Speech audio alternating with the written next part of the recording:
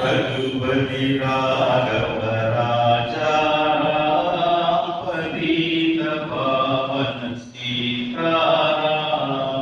रघुपति राघव राजा पतित पावन सीताराम। सीताराम जय सीताराम भजतु प्यारे सीताराम। सीताराम जय सीताराम भजतु प्यारे सीताराम। सीताराम जय सीताराम भजतु प्यारे सीताराम। ईश्वर अल्लाह तेरे नाम सबको सन्मति दे भगवान। ईश्वर अल्लाह तेरे नाम सबको सन्मति दे भगवान। ईश्वर अल्लाह तेरे नाम सबको सन्मति दे भगवान। रघुपति राघव राजा पतित पावन सीताराम। राम राम राम राम राम राम राम राम राम सीताराम राम राम।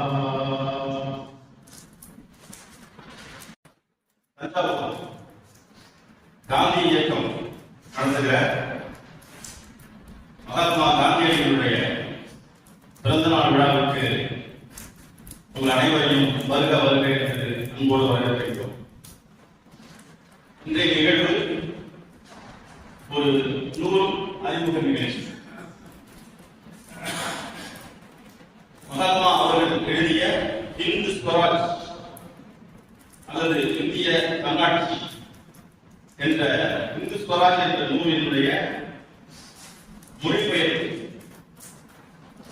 வெங்கடராஜன் அவருடைய மொழிபெயர்ப்பை இன்று நமக்கு அறிமுகம் செய்ய இருக்கிறார். மதிப்பிற்குரிய காந்திய சிந்தனையாளர் தோழர் சிவகுரு அவர்களை அன்போடு வருக வருக என்று வரவேற்கின்றோம். இந்த புத்தகம் என்னிடத்திலே கொடுக்கிற பொழுது நீங்க வச்சிருக்கிறது வேற புத்தகம் அப்படின்னு சொன்னார். ஏன்னா அந்த அழைச்சதிலே அந்த புத்தகத்தினுடைய அட்டைப்படத்தை தான் நான் போட்டிருக்கிறேன். இது காந்தி இயக்கத்தை தோற்றுவித்த வழக்கறிஞர் அவர்கள் ஒரு சமயம் கொஞ்சம் புத்தகங்களை சர்வோதயத்திலிருந்து மதுரையிலிருந்து வாங்கி வந்திருந்தார் விற்பனைக்காக. அது அவ்வப்போது அங்கே வைப்பார்கள். அது விற்காமல் இருந்த புத்தகம் என்னிடம் இருந்தது. அதை பற்றி இவர் பேசுகிறார்கள், மகிழ்ச்சியாகிட்டது. அது இருந்த புத்தகத்தை நான் எடுத்து வந்திருக்கிறேன். அதனுடைய விலை 20 ரூபாய். அதை போகும்போது நீங்கள் 20 ரூபாய் கொடுத்து வாங்கி செல்லலாம். டிஸ்கவுண்ட் கிடையாது, கூட விலை கிடையாது. அதனால ரொம்ப மகிழ்ச்சியா இருக்கிற அந்த புத்தகத்தை நான் படிச்சு பார்க்கல. நான் இப்போது படிக்க போகிறேன்.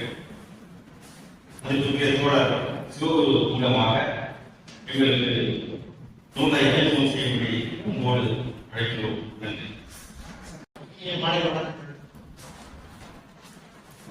பொதுவாக காந்தி சமூகமான எந்த விழா நடத்தினாலும் அதில் ஒரு கூட்டம் குறைவாக நம்மளால தள்ளுக்குள்ள ஏற்படாது, பிரச்சனைகள் வராது. ஒரு அறத்தோடு அந்த நிகழ்வு முடியும். அவருடைய வழித்தோன்றக்கூடிய நிகழ்வுகளும் அப்படிதான் முறையில் இந்தியாவில் இருந்திருக்கிறது. அவருடைய கொள்கைகளை ஏற்றுக்கொண்டவர்கள், வெறுத்தவர்கள் எல்லாருக்குமே அந்த விஷயத்துல காந்தியை நிச்சயமாக குறை சொல்ல மாட்டார். இப்பொழுது இந்த சமயத்தில் 2025 அதிகம் குறை சொல்லக்கூடிய ஒரு மனிதராக இந்தியாவில் இருப்பவர் மோகன்தாஸ் கரம்சந்த் காந்தி தான். அப்படிப்பட்ட ஒரு நபர் 1909 லண்டனுக்கு சென்று மீண்டும் தென்னாப்பிரிக்காவிற்கு அவர் கப்பல் மூலமாக வருகிறார். அந்த கப்பல் மூலமாக அவர் செய்யக்கூடிய அந்த பயணத்தின் போது இந்தியாவை பற்றி அவர் புரிந்து கொண்டு அதற்கான ஒரு சுயராட்சியம் அல்லது தன்னாட்சி என்று சொல்லக்கூடிய விஷயத்தை எப்படி பெற்றால் இந்தியா மேன்மையடையும், வளர்ச்சி அடையும் என்பதை புரிந்து கொண்டு அந்த கப்பலில் எழுதிய நூல் தான் இந்த புத்தகம். 1909 எழுதப்பட்ட ஒரு சிறு நூல் தான். அது முதல்ல அவருடைய தாய்மொழியான குஜராத்தில் தான் அவர் எழுத, அதற்கு பின்புதான் அது மொழிபெயர்க்கப்படுகிறது. அது அந்த காலத்தில் மொழிபெயர்க்கப்பட்டதுதான் தமிழ் சொற்கள் எல்லாமே ரொம்ப படம் சொற்களாக இருக்கிறது. அதையும் நான் உருவாக்கப்பட்டால் மிக எளிமையான மொழிபெயர்ப்பு. மொழிபெயர்ப்பு சொல்லும் பொழுது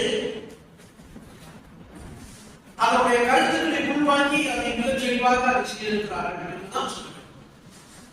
இந்த புத்தகத்துடைய இன்னொரு சிறப்பு என்னன்னு சொன்னால், இந்த புத்தகம் 1909 அவர் வெளியிட்டாரு. வெளியிட்ட உடனே முதல் ஆண்டிலே 1910 இந்த புத்தகத்தை ஆங்கில அரசு தடை செய்தது. தடை செய்து மோகன்தாஸ் கரம்சந்த் காந்தியின் மீது தேசத்துரோக வழக்கு பதிவு செய்தது. அதாவது இப்போ நீங்க அது ஆங்கிலத்தில் அதிகமாக பயன்படுத்தக்கூடிய வார்த்தை செடிஷன். அந்த செடிஷன் குற்றத்தை மோகன்தாஸ் கரம்சந்த் காந்தி அவர்கள் செய்தார் என்று சொல்லி 1910 அப்படி முடிவு செய்து வந்த புத்தகம் தான். அப்படி என்ன மோசமாக இந்த புத்தகத்தில் இருக்கிறது? தேச துரோகத்தின் சட்டத்தை காந்தியடிகள் மீது வாய்ப்படக்கூடிய ஏதாவது கூறுகள் அதற்கு இருக்கிறதா என்று சொன்னால், அவர்களுக்கு அது சொன்ன அத்தனை விஷயங்களுமே எதிர்கருத்துக்களாக இருக்கு. இந்த கருத்துக்கள் சமகாலத்தில் 2025 ஏற்புடையதாக இருக்கும் அப்படின்னா முன்பின் முரணாகவே இருக்கலாம். அவரே சொல்கிறார், நான் இன்று இந்தியா எப்படி இருக்க வேண்டும் என்று நான் நினைக்கிறேன். இப்படி இருந்தால் இந்தியா ஒரு தன்னாட்சி கொண்ட நாடாக, சுயசார்பு கொண்ட நாடாக இருக்கும் என்று நான் கருதுகிறேன். ஆனால் நிச்சயமாக ஆண்டுக்கு ஆண்டு பல பேர் மாற்றங்கள் வரும். அப்பொழுது நான் சொன்ன கருத்தை நானே முரண்பட்டு போனாலும் ஒன்றும் ஆச்சரியப்படுவதற்கு இல்லை என்று சொல்லி இந்த புத்தகத்தை எழுதுகிறார். இந்த புத்தகம் முழுவதும் ஒரு உரையாடல் மாதிரியான புத்தகம் தான். ஒருத்தர் ஒரு கேள்வி கேட்க அதற்கு அவர் பதில் சொல்ல அப்படின்ற பாணியில் தான் அதை எழுதி இருக்கிறார்.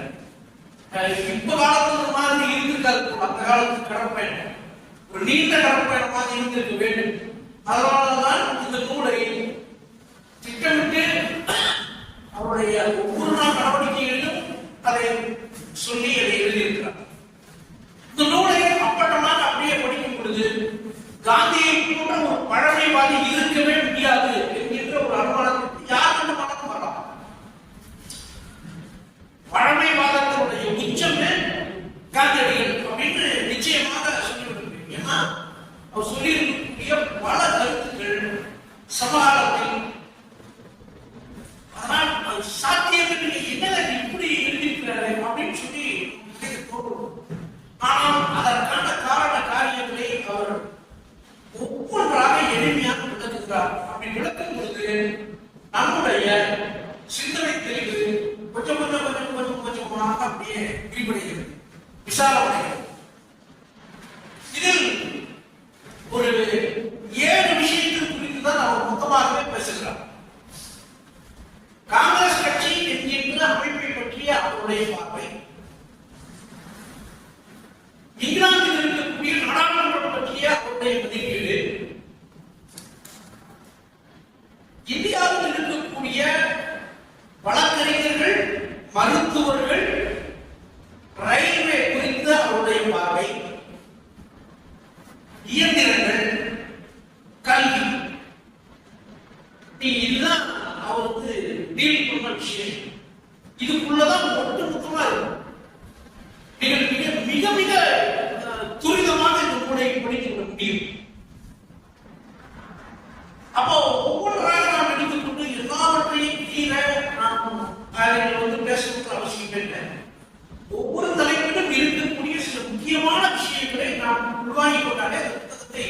எளிதாக நாம் கடக்க முடியும், வாசிக்க முடியும்.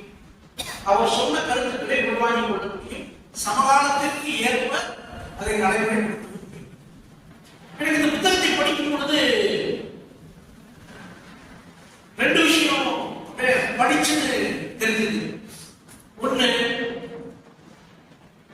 இன்றும் அவரை ஏன் தூற்றுகிறார்கள், இன்றும் அவரை ஏன் எதிரி என்று நினைத்துக் கொண்டே இருக்கிறார்கள், இன்றும் அவர் இருக்கக்கூடாது என்று ஏன் சொல்லுகிறார்கள், அவர் இருக்கக்கூடிய எந்த அடையாளங்களையும் விட்டுவிடக்கூடாது என்று ஏன் நினைக்கிறார்கள் என்று சொன்னால், அவர் இந்திய தத்துவ கூடத்தை இன்று அவரை எதிர்ப்பவர்கள் என்ன சொல்கிறாரோ அதற்கு நேர் எதிராக நின்று அவர் தன்னுடைய கருத்தை வலியுறுத்தியிருக்கிறார். நான் அவ்வளவு கூட பேராசிரியர்கள் பேசும்போது சொல்லுவேன், இன்னைக்கு அவரை எதிர்ப்பவர்கள் தத்துவ ரீதியாக காந்தியை எதிர்க்கிறார்கள், அரசியலாக நேர்வை எதிர்க்கிறார்கள். இப்படிதான் பார்க்க வேண்டியது. அப்படிதான் நம்ம பார்க்கணும். புத்தகம் முழுக்க அது இதாக இருக்கு. ஏன்னா இன்னைக்கு அவருடைய புத்தகங்கள் குறித்து நான் இதை பத்தி படிச்சுட்டே இருக்கும்போது இன்னொரு இடத்துல நம்ம தேடும் பொழுது இந்த ஹிந்து சுவராஜ் புத்தகம் அவர் என்ன சொன்னாரோ அதில் இருக்கக்கூடிய ஒரு சில விஷயங்களை மட்டும் எடுத்துக்கொண்டு காந்தி ஹிந்து ஸ்வராஜ் என்று சொல்லவில்லை, ஹிந்து ஸ்வராஜ் என்றுதான் சொல்லியிருக்கிறார். இன்று நிலைநிறுத்துவதற்கான ஆய்வுகளை சமகாலத்தில், அதாவது 2014க்கு பிறகு 2 பேர் ஆய்வு செய்து அந்த நூலை வெளியிட்டிருக்கிறார்கள். அந்த நூலினுடைய விலை 900 ரூபாய்க்கு மேல. அதாவது அவங்க என்ன சொல்றாங்கன்னா, காந்திஸ் விஷன் ஹிந்து ஸ்வராஜ் ஆர் ஹிந்து ஸ்வராஜ் இந்த புத்தகத்தினுடைய தலைவர். ஆனால் அவர் ஒரு இடத்தில் கூட இந்த புத்தகத்தில் அவருடைய எழுத்தில் ஒரு மதம் சார்ந்த நாடாக இந்தியா இருக்க வேண்டும் என்று எங்கே வலியுறுத்தவே இன்னும் சொல்ல போன இந்த புத்தகத்தில் இருக்கக்கூடிய சில முக்கியமான விஷயங்களை பார்க்கும் பொழுது கோட்சே ஏன் அவரை கொலை செய்தார் என்பதற்கான ஒரு சிறு அடையாளம் அது இருக்கிறது. ஏன் ஏன் அவங்களுக்கு அவ்வளவு தெரிய வந்துச்சுன்றதை இந்த புத்தகம் இருக்கிறது. அதை நாம் பார்க்கலாம். அவர் என்ன சொல்றாருன்னா, சுயராஜ்யம் என்றால் என்ன அப்படின்னு இந்த உரையாடல் டைம்ல வருதுல்ல, அவர் கேட்கிறாரு, நமக்கென எல்லாவற்றையும் உருவாக்கி கொண்டதுதான் சுயராஜ்யம் அப்படின்னு ஒரே வழியில சொல்றாரு. இது இப்படி சொன்னா எப்படி? ஏன்னா கேள்வி கேட்பவரும் இவரே, பதில் சொல்வதற்கும் இவரே தானே. இது இப்படி ஒரு வழியில சொன்னா எப்படி முடியும் அப்படின்னு கேட்கிறாங்க.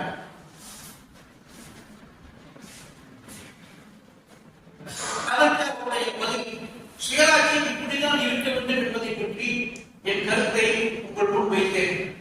நாம் பெற்ற கல்வியினால் ஏதாவது பயனுண்டு என்றால், ஏதாவது பயனுண்டு என்றால், முதலாளர்களின் நூல்களில் ஏதாவது முக்கியத்துவம் உண்டு என்றால், ஆங்கில பார்லிமெண்ட் அது பயன்படுத்தக்கூடிய வார்த்தைகள் பார்லிமெண்ட்டுகளுக்கெல்லாம் தாயாக இருக்கும். நாம் ஆங்கில மக்களை பின்பற்றியே நடக்க வேண்டும் என்று நாம் நிச்சயமாக நம்புகிறேன். ஆனால் நம் நாட்டில் மற்றவர்கள் இருக்க அவர்கள் அனுமதிப்பதே இல்லை.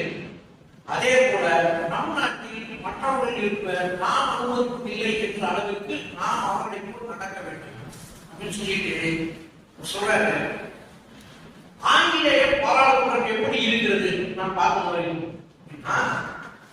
அது உங்களுக்கு தெரியும். House of Commons, House of Lords, அதாவது பிரபுக்களுடைய ஒரு பகுதியும் சாதாரணமானவர்களுடைய ஒரு பகுதியும் தான் இருக்கு ஆங்கில நாடாளுமன்றம். அந்த நாடாளுமன்றத்தை அவர் இதுவரையும் வாழ்க்கையிலேயே பயன்படுத்தாத ஒரு வார்த்தையை சொல்லுகிறார். அது ஒரு விபச்சார பணம் என்று சொல்கிறார். என்ன நீங்க இப்பேற்பட்ட ஒரு வார்த்தையை சொல்றீங்க, நீங்க பெண்களை பற்றியே பேச மாட்டீங்க, ஏன் நீங்க அப்படி பேசுறீங்க அப்படின்னு சொல்லி கேட்கறது மாதிரியான ஒரு கேள்வி இவரே கேட்கிறார். நான் அந்த வார்த்தையை நான் இவரையில் பயன்படுத்தியதே இல்லை. ஏன்னா எனக்கு எல்லா மக்களும் என் தாயை போல, எல்லா மக்களும் என் மகளை போல, எல்லா மக்களும் என் சகோதரியை போல. ஆனாலும்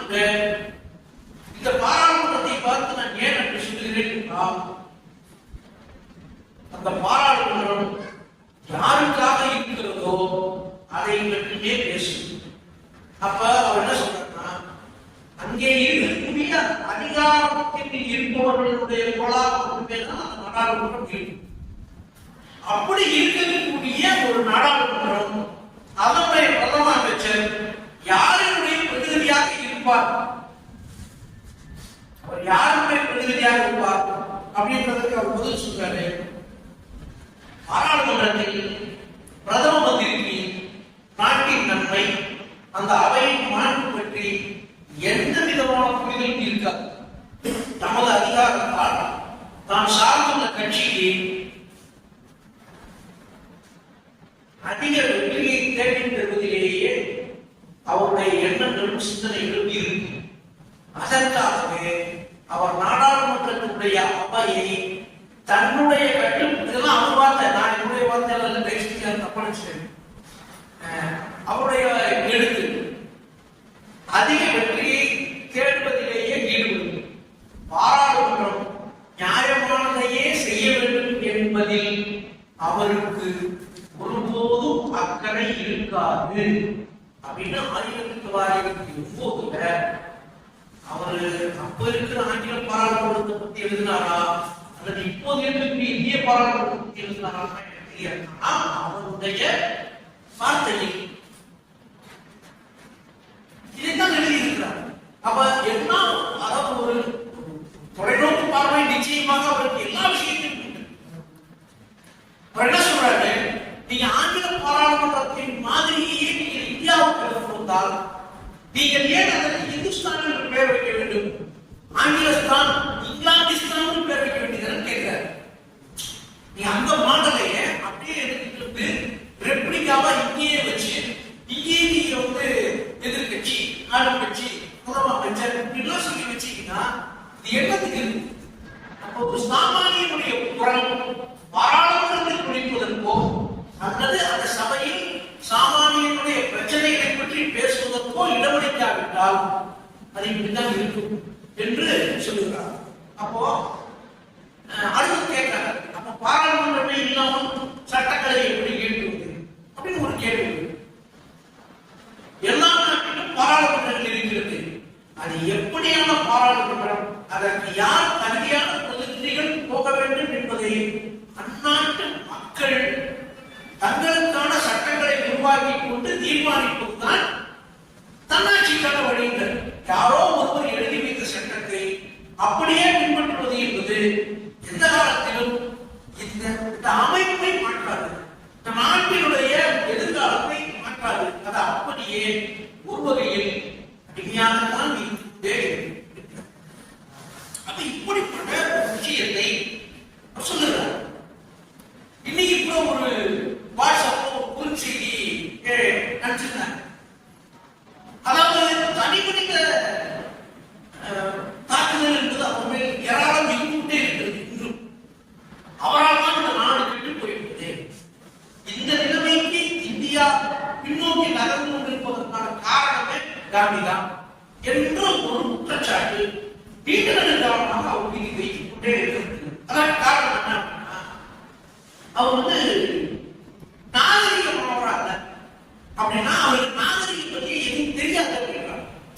அப்போ நாகரிகம் எப்படி இந்தியாவில் இருக்க வேண்டும் என்று அவரிடம் கேட்கப்பட்டது. ஏன் நாகரிகம் இருக்கு? அவர் திருப்பி சொல்றாரு, உங்களுக்கு எந்த நாகரிகத்தின் மீது அக்கறை இருக்கிறது? நாகரிகம் என்றால் எந்த நாகரிகத்தை பற்றி நீங்கள் பேசுகிறீர்கள்? எதை பற்றியும் கவலைப்படாமல் இங்கே இருக்கக்கூடிய ஆண்டாண்டு காலமாக இருக்கக்கூடிய பண்பாட்டு கலாச்சார விழுமியங்கள் ஒட்டுமொத்தமாக அழிந்து போய் மேற்கத்திய கலாச்சாரத்தினுடைய விஷயங்கள் எல்லாம் மீது தாக்கப்படும் பொழுது நீங்கள் அதை எப்படி ஏற்றுக்கொள்கிறீர்களா, ஏற்றுக்கொள்ளாவிட்டாலும் உங்கள் மீது திரிக்க முடியல இல்லையா? நீங்கள் அந்த நாகரிகத்தின் மீது உங்களுக்கு மோகம் ஏற்படுதா இல்லையா? அப்ப அந்த மோகமே உங்களை மீண்டும் மீண்டும் அந்த விஷயத்திற்கான அடிமையாகத்தான் உங்களை வைத்திருக்கிறது. அப்ப எந்தெந்த விஷயத்தில் எல்லாம் நாகரிகம் மாறுபடுகிறது நீங்க நினைக்கிறீர்கள் என்று கேட்கும்போது அவர் சொல்றார், நாகரிகம் என்று சொல்லிட்டு எளிமையான இந்திய வழியில் எப்படி அதை அணுகுவது என்பதை நான் உங்களுக்கு சொல்கிறேன். உண்மையான நாகரிகத்திற்கும் நடை நடைமுறையில் உள்ளதற்குமான வித்தியாசங்கள் உட்பட பல விஷயங்களை அவர் வந்து ஊமைகளின் மூலமாக விளக்குகிறார். அதாவது ஆடையிலிருந்து துவங்கி நாம் கொடுத்தும் ஆடையிலிருந்து துவங்கி நம்முடைய அன்றாட வழக்க வழக்கங்களிலிருந்து துவங்கி நாம் எப்படி நாம் அறியாமலேயே நாம் மற்ற நாகரிகங்களோடு அப்படியே தகவலுக்கு போயிடுவோம்ல. அப்போ உங்கள் அறிவுத்திறன் எதை பற்றியும் யோசிக்காமல் அப்படியே எல்லாவற்றிலும் மாறுதில்லை. அப்படி மாறும் பொழுது உங்களுடைய பழைய நாகரிக கலாச்சார பண்பாட்டு விஷயங்களை நீங்கள் ஒட்டுமொத்தமாக விட்டுறீங்க. அப்படி விடும் பொழுது உங்களுக்கு ஏற்படக்கூடிய பாதிப்புகள் அவ்வப்போது தெரியாது. காலத்தின் சக்கரம் சுழண்டு கொண்டே இருக்கும் பொழுது அது அடுத்த அடுத்த தலைமுறைகளுக்கு வரும் பொழுதுதான் அது உங்களுடைய பிரச்சனையாக மாறும் என்று சொல்கிறார். அப்போ ஒவ்வொரு விஷயத்திலும்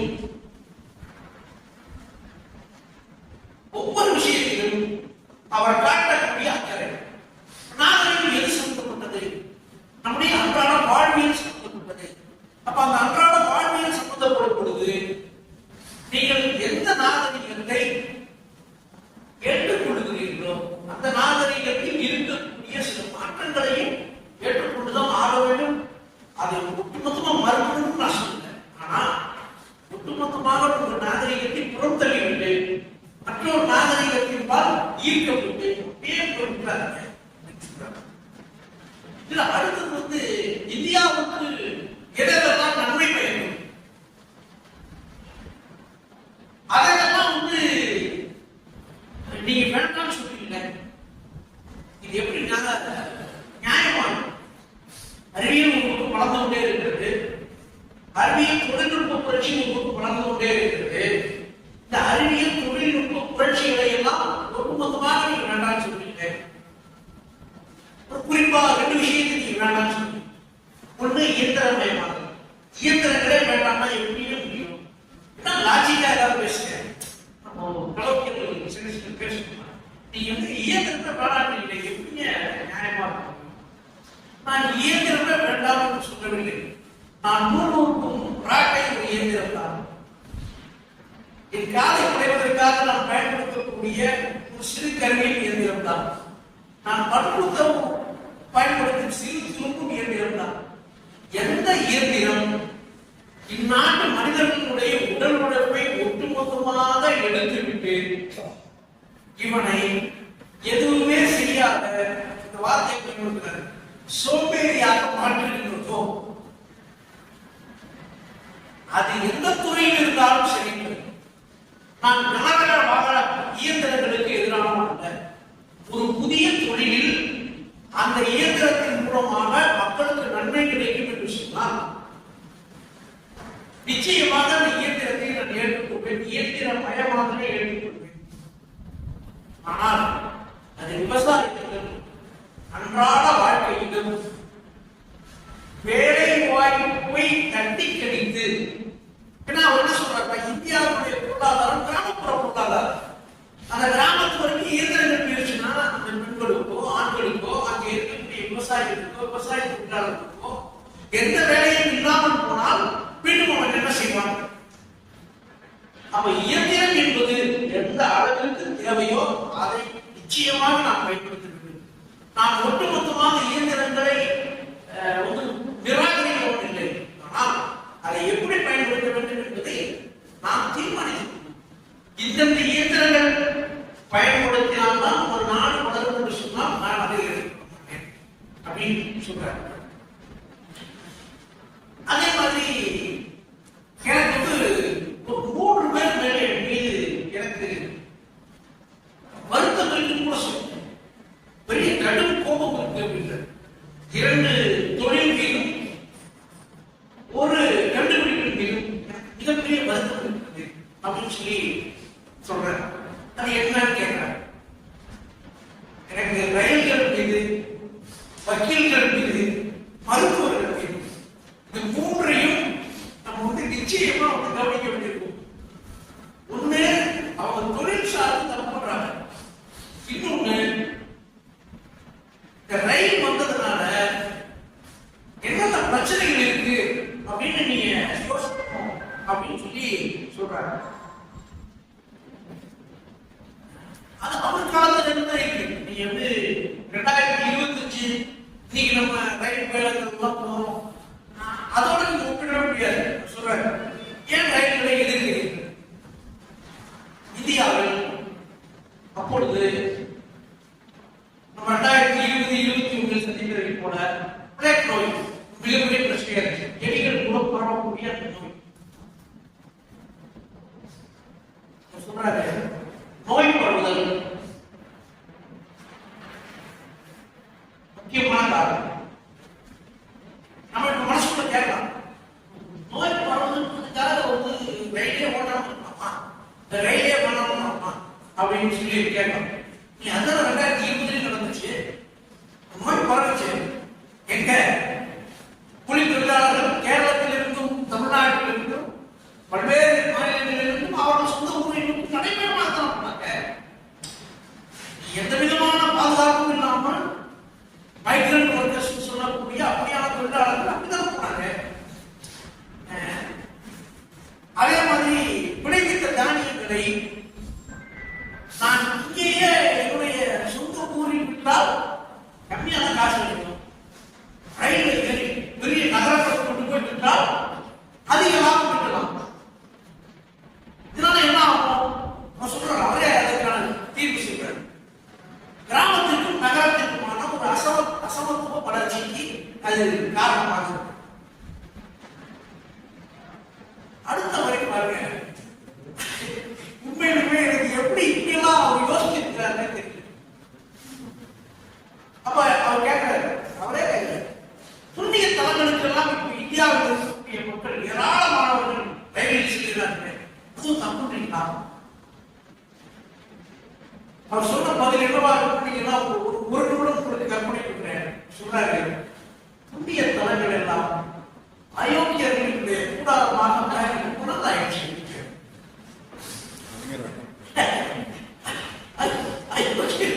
கூடாரமாக மாறிவிட்டது.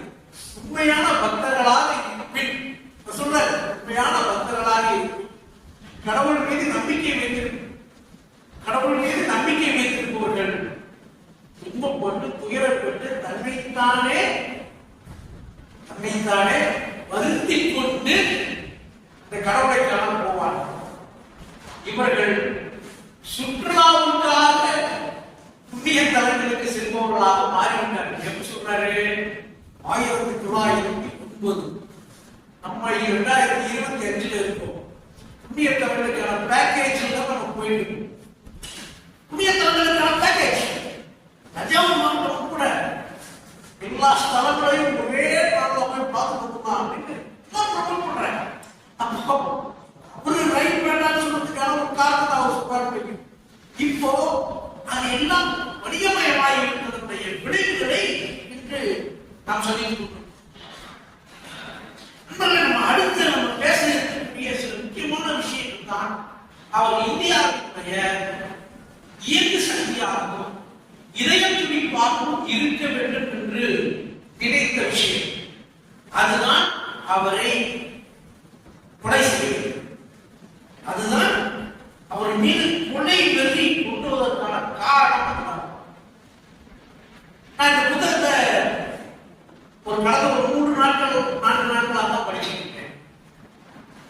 நான் கூட இந்த புத்தகத்தை பற்றி கூட பேராசிரியர் சொல்லும் போது வேற மாதிரி ஏதாவது கூட இருந்துச்சுன்னா இன்னும் கொஞ்சம் ஏதாவது சொல்லி எல்லாம் பேசலாம் அப்படின்னு பார்த்தேன். இதை பேசாம விட்டோம்னா அந்த மனிதனுடைய மகத்துவமே நமக்கு தெரியாது. மகத்துவம் பல்வேறு விஷயங்களே தெரிய வருகிறது. சொல்றாரு, என்னிடத்தில் குறைகளா இல்லாமல் இல்லை, என்னிடத்தில் ஏராளமான குறைகள் இருக்கிறது. நானே அதை சரி செய்து கொள்வதற்கான முயற்சிகளை எடுக்கிறேன். என் ஒவ்வொரு முயற்சியிலும் நான் புதிய விஷயங்களை கற்றுக்கொள்கிறேன். அப்படி வரும் பொழுது என்னை நானே மாற்றிக் கொள்கிறேன். அவர் சொல்றாரு, இந்தியாவில் பல வகையான மக்கள் இருக்கிறார்கள். இவர்களுக்கு எப்படி நீங்கள் ஒற்றுமையை உருவாக்க முடியும்?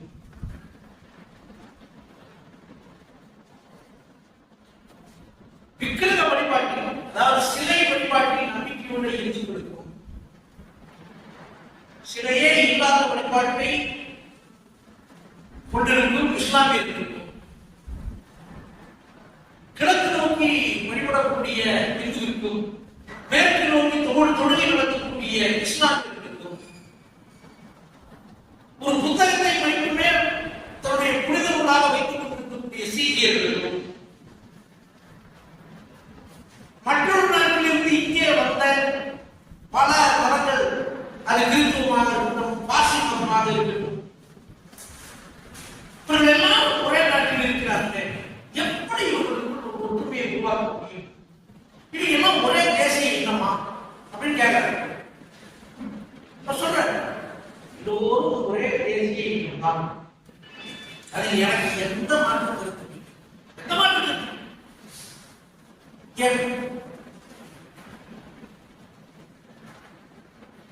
அவன் இறைவனை நோக்கி அவனுடைய நம்பிக்கை இருக்கிறது. இறை வழிபாட்டில் ஒரு நம்பிக்கை இருக்கக்கூடியவர்களாக எல்லோரும் இருக்கிறார்கள். இறைவன் என்கின்ற ஒரு பொருளை காண்பதற்கு, அதனுடைய சுகத்தை அனுபவிப்பதற்கு, இந்த வழிபாட்டின் மூலமாக தன்னைத்தானே புதுப்பித்துக் கொள்வதற்கு ஒவ்வொரு வழிகளை தேடிக்கொண்டிருக்கிறார். ஒருவர் கிழக்கு நோக்கி கும்பிடுவதும், ஒவ்வொரு மேற்கு நோக்கி தொழுகை நடத்துவதும் அவர்கள் மதங்கள் சொன்ன விஷயம். இதில் என்ன வேற்றுமை கண்டீர் அப்படின்னு கேட்டுட்டு அவர் சொல்றாரு. அடுத்த கேள்வி, இந்துக்களுக்கு பசுவின் மீது ஒரு மிகப்பெரிய நம்பிக்கை இருக்கிறது. ஆனால் இஸ்லாமியர்கள் பசுவை வளர்கிறார்கள். இது எப்படி இவர்களை ஒற்றுமைப்படுத்த முடியும்? சாத்தியம் கேட்கிறீங்க. ஞாயிற்றுக்கிழமைகளில் மட்டும் தேவாலயங்களுக்கு போகக்கூடிய கிறிஸ்துவர்களுக்கும் இந்துக்களுக்கு எப்படியான ஒற்றுமையை நீங்கள் உருவாக்க முடியும்? பிணங்களை எரிக்காமல் அல்லது புதைக்காமல் கழுகுகளுக்கு போய் உணவளிக்கக்கூடிய விஷயமாக இருக்கக்கூடிய வாசிகளுக்கு இந்துக்களுக்கு எப்படி ஒற்றுமையை உருவாக்க முடியும்? இவை எதையுமே ஏற்றுக்கொள்ளாத சீக்கியர்கள் எப்படி இந்தியாவுக்கு இருக்க முடியும் அப்படின்னா கேள்வி வச்சுட்டு நான் எல்லாத்துக்கும் பதில் சொல்றேன். நான் ஒரு பதில் நான் சொல்லிட்டேன்னா இந்த எல்லா கேள்விகளுக்கும் விடை கிடைக்கிறது. எல்லா கேள்விகளுக்கும் விடை கிடைக்கிறது. பசு இதை பொறுத்தவரையில் அது புனிதமானது. நான் இந்து மதத்தின் மீது நம்பிக்கை வைத்துள்ளவன் தான். பசு புனிதமானதுதான். ஏன் அது முக்கியமானதுதான்? ஏன் அது இந்திய விவசாயத்தினுடைய முதுகெலும்பாக இருக்கு. நான் சொல்றேன்.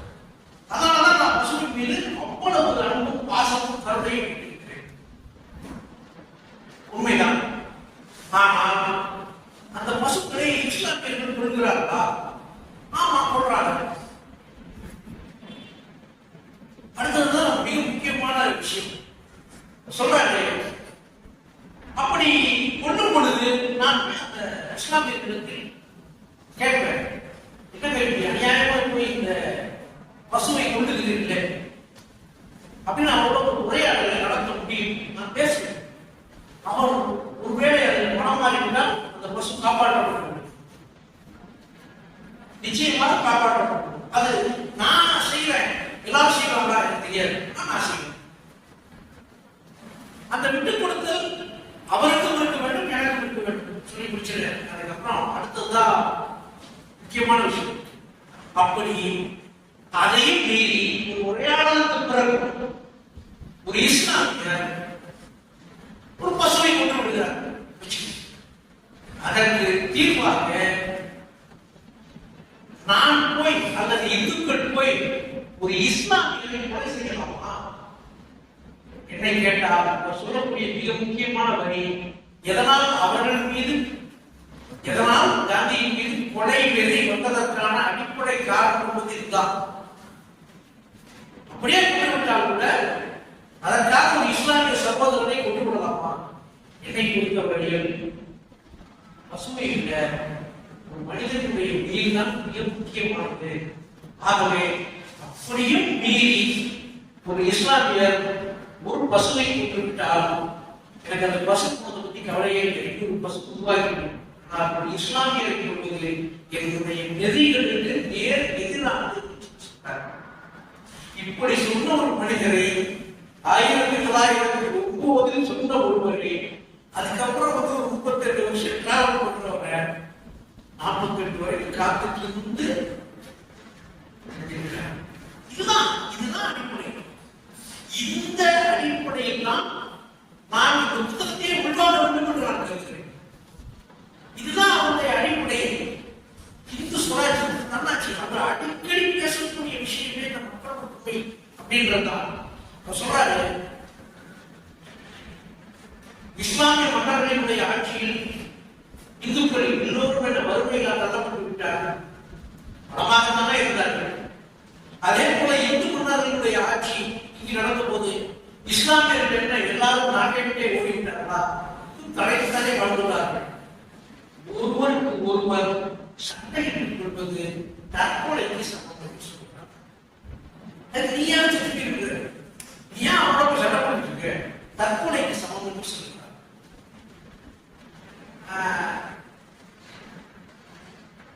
அப்போ கடைசி கேள்வி, அப்படி நீங்க பசுவை பாதுகாக்க மாட்டீர்கள், இஸ்லாமியரை பாதுகாப்பீங்களா அப்படின்னு திருப்பி அழுதி அவராலே கேட்கிறேன். அந்த இஸ்லாமியருக்கு அந்த மதத்தின் மீதான நம்பிக்கையை அமைத்திருக்கிறார். இப்படி ஒருவருக்கும் சட்டையிட்டு பிரச்சனைகளுக்கு தலைவலியோடு நான் போய் தீர்வு சொல்ல முடியும். ஆனா அவர் என்ன சொல்றாங்க, பொதுவாக இந்திய மக்கள் இந்த விஷயத்தை விட்டுவிட்டு நான் மற்ற விஷயங்களை கவனம் செலுத்தினால் அது இந்து முஸ்லிம் ஒற்றுமையை பற்றிய விரிவான புரிதலை உண்டாக்கும். அப்படியே சண்டையிட்டுக் கொண்டாலும் எப்பவுமே வந்து ஒரு எப்படி சொல்றதுன்னா ஒரு விட்டு கொடுத்ததற்கான ஒரு பேச்சுவார்த்தை தான் நம்முடைய எல்லா இடங்களிலுமே வாழ்க்கையை முழுக்க உண்டாயிருக்கு. சிலருக்கு கிடக்கிற பிடிவாதங்கள் கூட இருந்துச்சு, இதை செய்தால்தான் அப்படின்ற பிடிவாதங்கள் கூட இருக்கும். அப்படியே சண்டையிட்டுக் கொண்டாலும் அதை நமக்குள்ளேயே பேசி தீர்க்க வேண்டும். திருப்பி அவர் சொல்றாங்க, அதை போய் வக்கீலிடமோ ஆங்கிலேயரிடத்திலோ சமரசத்திற்காக தயவு செய்து போயிட வேண்டாம். ஏன்னா அப்படியான ஒரு விஷயத்தை வக்கீல போனீங்கன்னா வக்கீல் அதுக்காக பீஸ் போவாரு, அந்த கேஸை எடுத்துக்கிட்டே இருப்பாரு. ஆங்கிலேயர் போனீங்கன்னா ஏற்கனவே இருக்கக்கூடிய ஒரு பிரிவினையை மேலும் விரிவாக பரிசீலிப்பாங்க, இருக்கக்கூடிய ஒரு பிரிவினையை இன்னும் அதிகமாக்கி விடுவார்கள் அப்படின்னு சொல்றாரு. அவர் ஏற்கனவே சொன்னது மாதிரி ரயில் பிடிக்காது, ரயிலுக்கான காரணம் வக்கீல்கள் ஏன் போகக்கூடாது கேள்வி கேட்கிறேன். நானே ஒரு வழக்கறிஞர் சொல்றேன், நானே ஒரு வழக்கறிஞர், அதுவும் இங்கிலாந்துக்கு வந்து பேரிஸ்டர் பட்டம் பெற்ற ஒரு வழக்கறிஞர். என் தொழிலை நானே குறை சொல்றேன், என் தொழிலை நானே குறை சொல்றேன் அப்படின்னு சொல்றாரு. உங்களுக்கு அது வியப்பாக கூட இருக்கலாம். வக்கீல்கள் இந்தியாவை நடைமுறைப்படுத்தி விட்டார்கள். ஒரே வார்த்தை எப்படி அப்படின்னு கேட்கிறாங்க. இருக்கக்கூடிய வேற்றுமைகளை மேலும் மேலும் அதிகமாக்கி எந்த வழக்குகளை எல்லாம் சாதாரணமாக இரு தரப்பிலும் பேசி தீர்த்துவிட முடியுமோ அவைகளை பேசி முடிக்காதபடி நாள் கணக்கில் வருட கணக்கில் இழுத்து அதை ஆங்கிலேய நீதிமன்றத்திற்கு எடுத்துச் சென்று அங்கேயும் அதற்கான உரிய தீர்ப்பு கிடைக்காமல் தவிக்கவிட்டு தான் மட்டும் சம்பாதித்துக் கொள்வதற்காகவே ஒரு தொழிலை இங்கே செய்து கொண்டிருக்கிறார்கள். அதனால் வக்கீல்கள் தியாகிகள். அதுக்கப்புறம் சொல்ற மனிதர்களிடம் வேற்றுமையும் சச்சரவையும் எப்பொழுதும் இருக்கின்றே இருக்கும். அது அதிகரிக்க வேண்டும் என்றே இவர்கள் நினைத்துக் கொண்டிருக்கிறார்கள். அப்போதுதான் மேலும் அதிகமான பணம் ஈட்ட முடியும் என்று கருதுகிறார்கள். ஆகவே அவர்களை நான் வேண்டாம் என்று ஒதுக்குகிறேன். நீதிமன்றங்கள் இல்லாமல் தங்கள் அரசாங்கத்தை ஆங்கிலேயர்கள் இங்கே நடத்தி கொண்டு போவது சாத்தியமே இருக்காது. ஆகவேதான் தொடர்ந்து நமக்குள் சண்டையையும் சச்சரவையும் சொல்லுகிறார்கள்.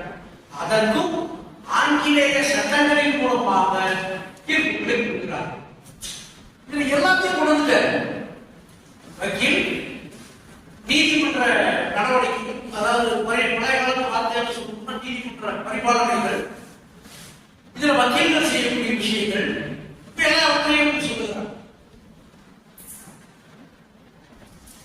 அவர் சொல்றாரு, இந்த ஆட்சி இருப்பதற்கு காரணமே நீதிமன்றங்கள் தான். ஆங்கில ஆட்சி 1909 நம்மை அடிமைப்படுத்திக் கொண்டிருப்பதற்கான மிக முக்கியமான காரணங்களே நீதிமன்றம் தான். ஏன் உங்களுக்குள் ஒரு பிரிவினையை உங்களுக்கு அறியாமலேயே உருவாக்கி விட்டார்கள். அதே மாதிரி மருத்துவர்கள் பற்றி நான் சார்ந்த துறையா என்பதால் தெரியவில்லை, ரொம்ப ஸ்லாகிச்சு படிச்சேன். மருத்துவர்கள் பற்றி அவருடைய புரிதல், வக்கீல் தொழிலையும் சொல்றாங்க, வக்கீல் தொழிலையும் வைத்திய தொழிலையும் ஒழுக்கக்கேடு என்று நான் நினைக்கிறேன் அப்படின்னு எவ்வளவு பெரிய வார்த்தை. அப்படின்னா அவரு வந்து அந்த தொழிலையை கொச்சைப்படுத்திருக்கிற வார்த்தை அல்லவா? வந்து ஒழுக்கக்கேடு, இவங்களுடைய பேர் எங்க இருக்குது அப்படின்னு சொல்றாரு. இது இந்த ரெண்டு தொழிலுடைய பேர் ஆழமாக எங்கே போய் பதிந்திருக்கிறது அப்படின்னா அது வந்து வேற ஒன்றுமே பொருள் ஈட்டல் அப்படிங்கிற வார்த்தையை சொல்ல சொல்றது வந்து பணம் சம்பாதிக்கிறது சொல்ற பொருள் ஈட்டல். இது என்னுடைய அனுபவம் மட்டுமல்ல, பலதரப்பட்ட மக்களினுடைய அனுபவமாகவே தான் இது இருக்கிறது அப்படின்னு சொல்றாரு. இப்போ அப்படிதான் இருக்கு. யாராவது போய் இந்த வக்கீல் போயிட்டு சாட்டிஸ்ஃபைடா உட்கார்ந்துட்டா எந்த மருத்துவத்தையாவது திருப்திகரமாக அப்படி வந்து அப்படின்ற அவர் சொல்றாரு, நம்ம எல்லா விஷயங்களிலும் பயன்படுத்தி இதோ வெறும் அரசியலாக மட்டுமல்ல, நம்மை அடிமைப்படுத்தி வைப்பதற்காகவே ஆங்கிலேய சிகிச்சை முறை இந்தியாவில் அவர்களுடைய போர்ப்படை வீரர்களுக்கு தர வேண்டும் என்பதற்காகத்தான் வந்தது. அது இன்று வழக்கமாகிவிட்டது. நாளை அது என்னென்ன தொல்லைகளை தரும் என்று எனக்கு தெரியாது. இப்போ வரைக்கும் ஒரு தொல்லைகளோடு தான் இருக்கு. கேட்க அது உங்களுடைய கட்டுப்பாட்டிலே நீங்க உடம்பை வச்சுக்கொண்டு நம்ம ஆலோசனைகள் சொல்றேன். உங்களுக்கு ஒரு பொருள் பிடிக்குது, அதிகமா சாப்பிடுறீங்க, அடுத்த நாள் உங்களுக்கு ஏதோ அசௌகரியம் ஏற்படுகிறது, மருத்துவர்கள் போறீங்க, அவர் ஒரு மருந்து எழுதி தர்றாரு, இனிமே அதை சாப்பிடாதீங்கன்னு சொல்லி சொல்றாரு. ஆனால் உங்களுடைய சுய கட்டுப்பாடு உங்கள் எல்லைகளை தாண்டுகிறது, மீண்டும் அதையே செய்கிறீர்கள். உங்கள் உடல், உங்கள் ஆரோக்கியத்தை பற்றிய உங்களுக்கான புரிதல் இல்லாத போது அது அப்படிதான் இருக்கும். சுய கட்டுப்பாடும் அவர் உணவு சம்பந்தமாக ஏராளமான விஷயம் சொல்லியிருக்காரு, இதுலாம் இல்லை. சுய கட்டுப்பாடு அது குறித்து அவர் பேசுவது இந்த வைத்திய முறைகளில் கூட இருக்கிறது அப்படின்றதான் பார்க்கணும்.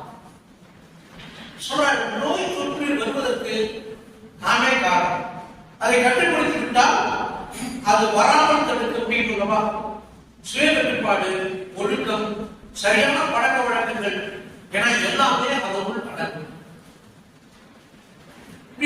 டாக்டர்கிட்டே போட்டோமா, இப்ப நீங்க கேட்டீங்கன்னா எல்லாருக்கும் டாக்டர் போக வேண்டியது. எல்லாவற்றுக்கும் ஒரு உடனடி தீர்வை நோக்கி, உடனடி சிகிச்சை முறையை நோக்கி நாம் போக வேண்டியிருந்தால் மருத்துவர்களுக்கு செல்கிறோம். ஆனால் அவர் சொல்லக்கூடிய அந்த விஷயம், நீங்க வந்து இப்படி உங்களுடைய உடலை ஆரோக்கியத்தோடு வைத்துக் கொண்டு பராமரித்துக் கொண்டால் பெருவாரியான நோய்களுக்கு நீங்கள் போகாமல், சிகிச்சை பெறாமல் நீங்கள் உங்களை தற்காத்துக் கொள்ளலாம் என்கின்ற எண்ணத்தோடு அவர் சொன்னார். ஒரு பக்கம் ரயில் வேண்டாங்கிறீங்க, வக்கீல் வேண்டாங்கிறீங்க, டாக்டர் வேண்டாங்கிறீங்க,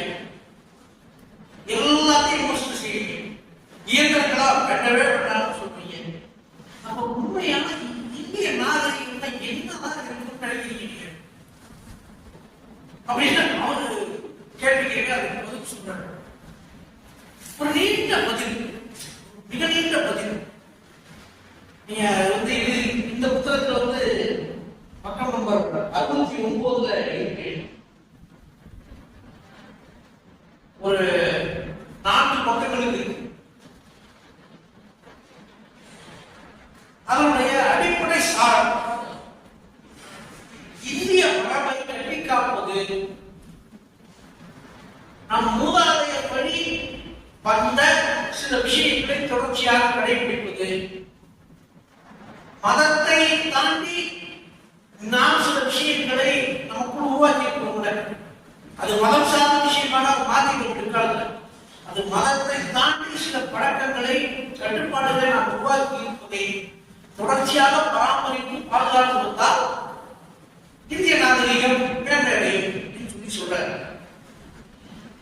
அடிப்படையில் அவர் சொல்லும்போது நமது பண்டைய நாயகர்கள் சொன்னது மாதிரி பின்பற்றி இந்திய நாகரிகம் ஒழுக்கக்கேடான பிற நாட்டு கலாச்சாரத்தை, நாகரிகத்தை பின்பற்ற வேண்டிய அவசியமே இல்லை அப்படின்னு சொல்லி சொன்னார்.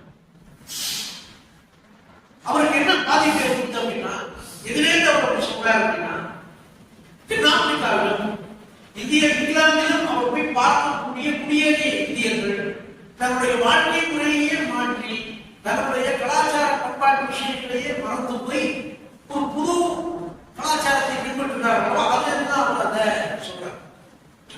அப்ப இந்தியாவுக்கு விடுதலை என்றால் என்ன? அவர் சொல்றாரு, நீங்க இன்னும் தனி மனித விடுதலையும் நாட்டு விடுதலையும் ஒன்றே அப்படின்றார். அது எப்படிங்க? அது எப்படி முடியும்? தனி மனித விடுதலை எல்லாரும் விடுதலை எப்படி கொள்ளலாம்ப்பா? தனி மனித விடுதலையும் நாட்டு விடுதலையும் எப்படி கொள்றாங்க? அதுக்கு அவர் பதில் சொல்றாரு. ஆங்கில அரசின் ஆதிக்கம் புறச்சூழலில் மட்டுமல்ல, உங்க அறிவுக்குளத்திலும் அது ஏறிவிட்டது அப்படின்றார். மண்டையிலும் ஏறிச்சு, உங்கள் சிந்தனைகளிலும் அது ஏறிவிட்டது. ஆகவே நீங்கள் உங்களை அடிமைத்தனத்திலிருந்து நீங்க வெளியே வந்தீங்கன்னா இதெல்லாம் அடிமை அப்படின்னு நீங்க நினைச்சு வெளியே வந்தீங்கன்னா நீங்கள் விடுதலை பெற்றால்தான் நாடு விடுதலை பெறும். அப்ப அடிமைத்தனத்தை உருவாக்கக்கூடிய சில நிறுவனங்கள் இல்லை, அதை பற்றிய புரிதலை மாற்றிக் கொண்டிருக்கிறது. அடிமைத்தனத்தை நம் மண்டைக்குள் திரித்துக் கொண்டிருக்கக்கூடிய நிறுவனங்களுக்கு உதாரணத்துக்கு நம்ம காவல்துறை ஒரு அதிகாரி நிற்கிறாரு, இவ்வளவு உயரத்துக்கு லட்டியை வச்சு நிற்கிறாரு. அது எதற்கு?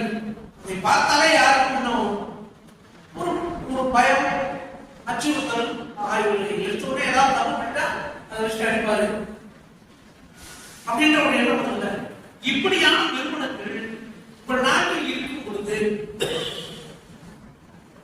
உங்களுக்கு அடிப்படையிலேயே ஒரு அச்ச உணர்வும் அடிமைத்தனமும் மேலும் அது எதற்கெல்லாம் இருக்கும்? அவர் சொன்ன நிறுவனங்கள் எது சொன்னால் அடிப்படையில் அவர் சொல்வது கல்வி. அந்த கல்வி என்பது உங்களை அடிமைப்படுத்துவதற்கான ஒரு விஷயமாகத்தான் ஆங்கிலேயர்கள் வைத்திருக்கிறார்கள். நீங்கள் மெக்கானினுடைய வழிமுறையை பின்பற்றுவது என்பது ஒரு முகம். உங்கள் நாட்டுக்கான கல்வியை எப்படி நீங்கள் பெற்றுக்கொள்வீர்கள் கேட்கிறார்கள். உங்கள் நாட்டுக்கான கல்வி என்ன? நீங்கள் உலகத்தை பற்றி தெரிந்து கொள்வதில் ஒன்றும் தப்பே கிடையாது. ஆனால் உங்கள் தாய்மொழியை தவிர்த்து நீங்கள் அதை எப்படி தெரிந்து கொள்வீர்கள்? நாம் தாய்மொழி பற்றிய உங்களுடைய பார்வை என்ன? ஏன் அந்நிய மொழியினுடைய மோகம் உங்கள் மீது இருக்கிறது? அப்ப மொழி அதுல ஒரு அடிமை இருக்கிறோம். சொல்றாரு, பேசும் பொழுது உரையாடும் பொழுது ஏன் நம் மொழியில் பேசுவதற்கு நாம் தயங்குகிறோம்? அதுக்கு சொல்றாரு, உங்களுக்கு அந்த மொழியில் பேசுவது என்றால் அது ஏதோ ஒரு தரக்குறைவு என்று நீங்கள் நினைத்து விடுகிறீர்கள். அப்ப மேம்பட்ட மொழியில் பேச வேண்டும் என்று நீங்களே நினைத்து விட்டால் நீங்கள் ஒரு அடிமையாக மொழி அதை சார்ந்த கல்வி. இருக்கக்கூடிய கல்வி, அது குறித்த நம்முடைய பார்வை அது எப்படி இருக்கிறது. அப்போ அந்த கல்வி முறையை மாற்றுவதற்கான ஏற்பாடு, இதை எல்லாவற்றையும் ஒரு சேர செய்ய வேண்டும் என்று சொல்கிறார். அப்பதான் நீங்க விடுதலை பெற முடியும், நாடு விடுதலை பெற முடியும். அரசியல் விடுதலை மட்டும் ஒரு நாட்டை ஒட்டுமொத்தமாக விடுதலை ஆக்கிவிட்டார்கள். ஒவ்வொரு தனி மனிதனும் தனக்குள் இருக்கக்கூடிய அடிமை விலங்குகளை முடிக்க வேண்டும். அரசியல் விடுதலைக்கு அது அது அது மட்டுமே தீர்வாக அரசியல் விடுதலை. ஆனால் நீங்கள் அனைத்து விஷயங்களிலும் எல்லாருக்கும் நீங்கள் இன்றும் என்றும் எப்பொழுதுமே அடிமையாக கொண்டிருக்கிறீர்கள். அப்ப அவர் சொல்றது இது இரண்டுமே இணைந்தது. இது கடித விடுதலையும் நாட்டு விடுதலையும். ஒன்று மட்டும் விடுதலை பெறுவது சரியில்லை, அது தீர்வாகாது. ஏக காலத்தில் இது இரண்டும் ஒரு சேர நடக்க வேண்டும். அடிமைத்தனம் எனும் எண்ணம் அறிந்து விடுதலை பெறுகிறோம். நான் அடிமை இல்லை எனும் சிந்தனை மேலோக்கி விட்டால் முழு சுதந்திரம் அடைந்து விட்டோம் என்று நம்மை நாமே ஆள தெரிந்து கொள்வதுதான் நான் முன்வைக்கும் சுயராட்சியம். அது தனி மனிதர்கள் அவர் எப்பவுமே தனி மனித ஒழுக்கம். அதில் தான் அவர் உங்களை நீங்களே ஆள தெரிந்து கொள்வது அப்படின்னா, என்னுடைய உணவு பழக்கம் நான் இப்படிதான் கட்டுப்பாட்டோட இருப்பேன். என்னுடைய அன்றாட வேலைகள் நான் இதில் எப்படி ஒழுக்கத்தோடு இருப்பேன். என்னுடைய வேலைகள் என்னுடைய திட்டமிட்ட அட்டவணைகளோடு ஒழுக்கத்தோடு இருப்பேன். என்னுடைய இது எல்லாமே சேர்ந்துதான் உங்களை மட்டும் மாற்றாது, நாட்டையும் மாற்றும். அப்போ உங்களை நீங்களே ஆள கற்றுக் கொள்ளும் பொழுது நாடும் விடுதலை பெறும், நீங்களும் விடுதலை பெறுவீர்கள் என்று சொல்கிறார். அப்போ மற்ற நாடுகள்ல ஒரு பெரிய போராட்டமா நடந்திருக்கு, அதற்கான மாற்றங்களாக நடந்திருக்கு. இத்தாலிய நாட்டை இந்தியாவுக்கு கொடுத்திருக்கிறார். இத்தாலியா உங்களுக்கு தெரியும், ஒரு மிகப்பெரிய போர் நடந்து அதுக்கப்புறம் தான் மாற்றம் ஏற்படும். அங்கே இருந்த அந்த மாற்றத்திற்காக போராடி கொண்டிருக்கிறோம். வரலாறு படிச்சிருக்கோம், மாதிரி படிச்சிருக்கிறோம், ரிவாஜி படிச்சிருக்கிறோம். எப்படி அவர்கள் தங்களுடைய நாட்டை பற்றிய ஒரு சிந்தனை ஓட்டத்தை தங்கள் மக்களுக்கு எடுத்துச் சென்றார்கள் என்றுதான் நமக்கு தெரியும். அது மாதிரி இந்தியாவுக்கு முடியுமா என்கின்ற ஒரு கேள்வி. ஏன்னா அவர் ஐரோப்பாவில் தான் இருக்கிறார். ஐரோப்பாவில் ஏற்பட்ட மாற்றங்களை போல் இந்தியாவில் நடக்குமா அப்படின்ற ஒரு கேள்வி வைக்கிறார். சொல்றாரு, சத்தியமா இந்தியாவில் சாத்தியமே இல்லை. அப்படி செய்வதன் மூலமாக இந்தியாவை மாற்றவே முடியாது. இந்தியாவுக்கு ஒரு பிரத்யேக தன்மை இருக்கு. அந்த பிரத்யேக தன்மையோடு தான் இந்தியாவுடைய சுதந்திரம் கிடையாது. அப்பவே அவர் சொல்றாரு, 1909 அவர் கணிக்கிறார் கூட சொல்ல முடியாது. அவர் தொலைநோக்கு பார்வையில் சொல்கிறார், ஒருவர் மட்டுமே இந்த மாற்றத்தை உருவாக்க முடியாது, ஒட்டுமொத்த ஜகத்திரனும் இணைந்துதான் அந்த மாற்றத்தை உருவாக்க முடியும் அப்படின்னு இந்திய விடுதலை பற்றிய ஒரு விடுதலை அவர் முன்வைக்கிறார். அதோடு ஒரு கேள்வி வருது, மிருக பலமா இருந்துட்டீங்க, அவங்க என்ன பண்றாங்களோ அதே மாதிரி கவனம் பண்ணி ஆட்சியை கைப்பற்ற முடியாதா அப்படின்னு கேட்கிறாங்க. ஆங்கிலேயர்கள் மிருக பலத்தோடு, ராணுவ படையோடு, மிகப்பெரிய பீரங்கிகளோடு பண்ணாங்க. நம்மளும் அதே மாதிரி பண்ண முடியாதா சொல்றாரு. மிருகத்துக்கு தான் மிருகங்களுக்கு தான் அந்த மாதிரியான பலம் தேவைப்படுது. வேட்டையாடுவதற்கு மனிதர்களுக்கு என்ன தேவை? அப்ப மிருக பலம் என்பது நீங்களாக நினைச்சுக்காதீங்க. நான் என்ன செய்ய முடியும் என்று தன்னம்பிக்கையோடு யோசியுங்கள். ஒரு கேள்வி அவர்கிட்ட கேட்கிறார், ஆங்கிலேயர்கள் எப்படி ஆட்சியை பிடித்தார்களோ அதே வழியில் நான் நமக்கான விடுதலையை பெற வேண்டாமா? அது சாத்தியமானது என்றால், அது சாத்தியமா என்றால் நிச்சயமாக முடியும் என்று நான் சொல்வேன். ஆனால் நாம் எந்த வழிமுறையை கடைபிடிக்கிறோமோ அந்த வழிமுறையின் மூலமாக நாம் நினைக்கும் இந்தியா நிச்சயமாக வராது. சொல்றாரு, அது ஒரு சின்ன உதாரணம் தான் சொல்றாரு. நாம் விஷம் போட்டுக்கான ஒரு செடியை நட்டு அது ஒரு மணக்கும் ரோஜா வர வேண்டும், மலர வேண்டும் என்று நினைத்தால் அது சாத்தியமா? சாத்தியமில்லை. ரோஜா செடியை கண்டால்தான் ரோஜா அதில் வளரும். விஷப்பூண்டு செடியை வைத்தால் விஷப்பூண்டு தானே வளரும். ரொம்ப சிம்பிளா யதார்த்தமா அந்த விஷயத்தை முடிக்கிறார். அதே மாதிரி இந்த மிருக படத்துக்கு ஒரு பெரிய உதாரணம், அது வந்து ஒரு நீண்ட பதில். ஒரு திருடன் மிருக படத்தோட ஒருத்தர் முன்னாடி அதற்கு எதிராக ஒருத்தர் மட்டும் போய் நின்று அவனை எப்படியாவது சண்டை போட்டு ஜெயிச்சிக்கணும் அப்படின்றதுக்காக படைக்குள்ள ஆயுதங்களோட போய் மக்கள் எல்லாரும் சொல்லணும், கை வீட்டில் திருட்டான் அப்படின்னு சொல்லிட்டு இவன் திறக்கிறத பார்த்தோன்னே அந்த திருடன் என்ன பண்ணுவான், அவனுக்கு தெரிஞ்ச போலக்காரன் எல்லாரையும் அவன் திறக்கிறான், இவன் மக்களை திறக்கிறான். அவனும் படைபலத்தோடு வர, இவனும் படைபலத்தோடு இருக்க முடியாது. ஏன்னா அவன் ஆயுதம் பண்ணுவதற்கு பெரிய ஆயுதம் இருக்கு, அவன் கொண்டை வைப்பதற்காக ஆயுதத்தை வைத்திருக்கிறான். ஆங்கிலேயர்களை அவர் சொல்லுகிறார், நீ நிராயுத பணியா இருக்கிறேன், நீ எப்படி அவனோட போய் போர் பண்ண முடியும்? உன் மக்களை அதற்காக தயார்படுத்திக் கொள்வதற்கான சகல ஏற்பாடுகளையும் செய்வதற்கான வாய்ப்பு இருக்கிறதா? கடைசியில தான் அவருடைய அந்த விஷயத்தை சொல்றார். ஆயுதபாணியான கொலைக்காரனை எப்படி சமாளிப்பது, அதனால் ஏற்படும் பாதிப்புகள், மற்றவர்களுக்கு ஏற்படும் சிறு பிரச்சனைகள், தொடர்ச்சியாக ஏற்படும் தொல்லைகள், எல்லாமே தொடர்ச்சியாக சபை கூப்பிடாரு, எனக்கு பிரச்சனை அப்படின்னு பொழுது அவர்களாம் தாக்குவாங்க இருந்தார். அப்போ என்ன சொல்றாரு, நீ அந்த எதிர்ப்பு எப்படி காட்டலாம்? அவர் முன்மொழிந்த விஷயம் தான் சத்தியாகிரகம் என்று சொல்லக்கூடிய பாசிவ் ரெசிஸ்டன்ஸ், சாத்வீக எதிர்ப்பு. ஒரு தனி மனிதனால் அப்படியான ஒரு போராட்டத்தை முன்னெடுக்க முடியுமா? சாத்தியமா? அப்படி தனி மனிதர்கள் என்ன சாதித்துவிட்டார்கள்? அது வரைக்கும் உலக வரலாற்றில் அப்படியான ஒரு விஷயமே இல்லையே அப்படின்னு சொல்ல கொடுத்தார். ஒரு தனி மனிதன் தான் செய்யக்கூடிய அந்த நேர்மையான விஷயத்திற்கு, போராட்டத்திற்கும் மக்களினுடைய ஆதரவு கிடைத்துவிட்டால் அது பொதுமக்களினுடைய போராட்டமாக நிச்சயமாக மாறிவிடும்.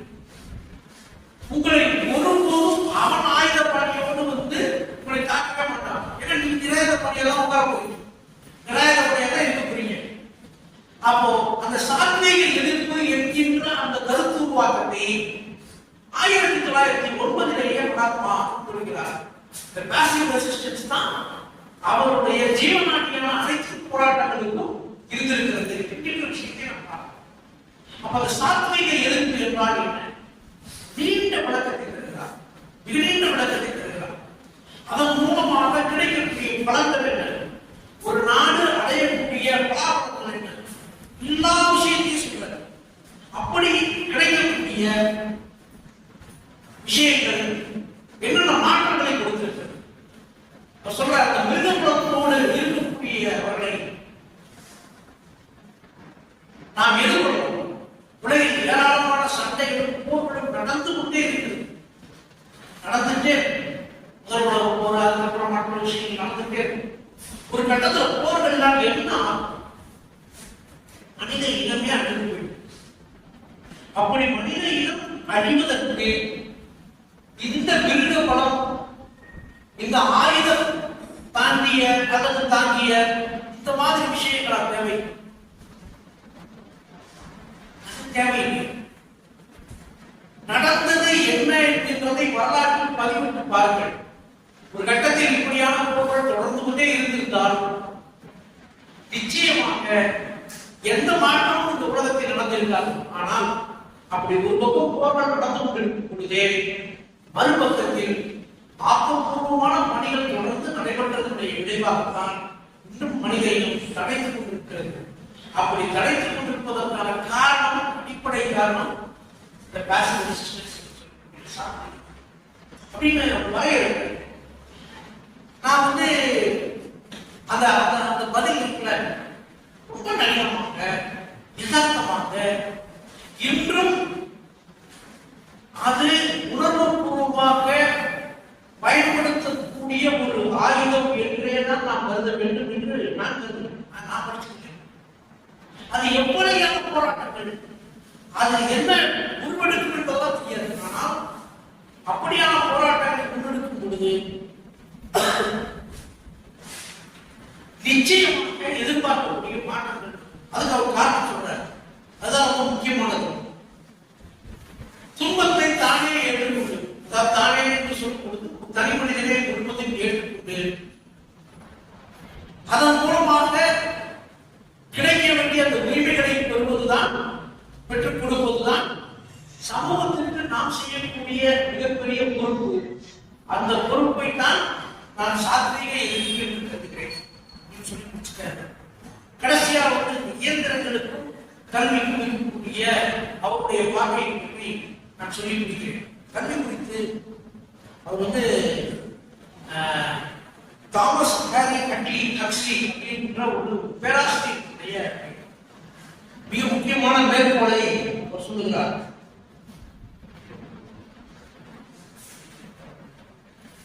இது மட்டும் நான் படிச்சிருக்கேன், ரொம்ப முக்கியமானது நான் கருதுறேன். தம் விருப்பத்திற்கெல்லாம் உடனுடன் வேலைக்காரராக இருக்குமாறு யார் ஒருவர் இளமையில் தன் உடலை பயிற்சி செய்து வைத்திருக்கிறாரோ, இயந்திரம் போல் அதனால் முடித்ததை எல்லாம் இலகுவாகவும் சந்தோஷமாகவும் செய்கிறாரோ, யாருடைய அறிவு தெளிவாகவும் நிதானமாகவும் பகுத்தறிவு இயந்திரமாகவும் அதன் எல்லா பகுதிகளும் ஒரே விதமான பலத்துடனும் ஒழுங்காக வேலை செய்யும் நிலையில் இருக்கிறதோ, அப்படிப்பட்டவரே சரியான கல்வியை வைத்திருப்பதாக நான் கருதுகிறேன். அவருடைய புத்தி இயற்கையின் அடிப்படையில் உண்மைகளை பற்றிய அறிவின் களஞ்சியமாக இருக்க வேண்டும். மனத்திடமும் வெல்லுவதமான மனசாட்சி கூடியதாகவும் அது இருக்க வேண்டும். தீயவைகளை எல்லாம் வெறுத்து தம்மை போல் மற்றவர்களையும் நேசிக்க கற்றிருக்க வேண்டும். தாமே இயற்கையோடு இயங்கியிருந்தாலும் அவரே சரியான கல்வியை பெற்றவராக மற்றவரல்ல என்று நான் கருதுகிறேன். இயற்கை அன்னையை அவரே சரியான முறை பயன்படுத்திக் கொள்வார், அவளும் அவரை பயன்படுத்திக் கொள்ளும். கல்வி எது குறித்து எப்படி எதை பார்க்க வேண்டும் என்பதை மிக தெளிவாக தன்னுடைய சொல்லுகிறார். சொல்லக்கூடிய அந்த பேராசிரியர் அவருடைய ஏராளமான நூல்களை படித்துவிட்டு சொல்றார், இந்திய கல்விமுறை எப்படி இருக்க வேண்டும், எப்படிப்பட்ட மனிதனாக வாழ வேண்டும் என்று கல்வி சொல்லி தந்ததோ அதுதான் உண்மையான கல்வி. இதுல ஒரு பகுத்தறியும் அந்த குணம் வேணும்ன்ற, இயற்கையோடு இயக்கி வாழ்வதற்கு வேணும்ன்ற, இயற்கை குறித்து அவருக்கு இருந்த பார்வை மாதிரி இன்னும் ஒரு பார்வை வந்திருக்கிறதா இன்னும் தெரியவில்லை. தன்னுடைய ஒட்டுமொத்த ஆசிரமே எப்படி இயற்கையோடு இயந்து அவர் அதை படைத்தார் சமமதியில் என்பதுதான் நமக்கு தெரியும். அப்போ இப்படியான விஷயங்களோடு தான் அவர் ஒரு இந்தியாவுடைய தன்னாட்சி இருக்க வேண்டும் என்று கருதுகிறார். கடைசியாக அவர் சொல்லுகிறார், பாருங்க கல்வி முறையில் சொல்றார், நானே டைரக்ஷன் பண்ண மாட்டேன், நீதிமன்றத்துக்கு போக போறேன், நீதி வழக்குகள் எடுத்து நான் பேச போறேன். எனக்கு என்ன பெரிய பொறுமை தெரியுமா, நான் ஒரு நாள் கூட என் மொழியில் போய் நீதிமன்றத்துக்கு பேசவே முடியாது. அந்த வெளியில் நம்ம ஆங்கிலத்தில் தான் அனைத்து உரையாட வேண்டிய அவசியம். இப்படிப்பட்ட கொடுமை, இப்படிப்பட்ட விஷயம் மற்றவர்களுக்கும் வந்துவிட்டால் அது இந்த நாட்டினுடைய எல்லா விஷயங்களுக்கும் தீங்காக அமையும் என்று நான் கருதுகிறேன். ஆகவே அனைத்தையும் நம்முடைய அவர் சொல்றாரு, இந்தியாவில் இருக்கக்கூடிய பயன்படுத்தக்கூடிய எல்லா மொழிகளுக்கும் தனித்திறமை, அந்த ஒவ்வொரு திறமைக்குள்ளும் நாம் நம்மால் எல்லா விஷயங்களையும் உருவாக்க முடியும். அப்படி உருவாக்கினால்தான் இந்தியாவில் இருக்கக்கூடிய வளங்களை நாம் முழுமையாக பயன்படுத்தி இருக்கிறோம் என்று அர்த்தமாகும் என்று சொல்லி, கடைசியாக இயந்திரங்கள் குறித்த அவருடைய ஒரே ஒரு விஷயம், ஏற்கனவே நான் சொன்னது மாதிரி நான் இயந்திரங்களுக்கு எதிரான அல்ல.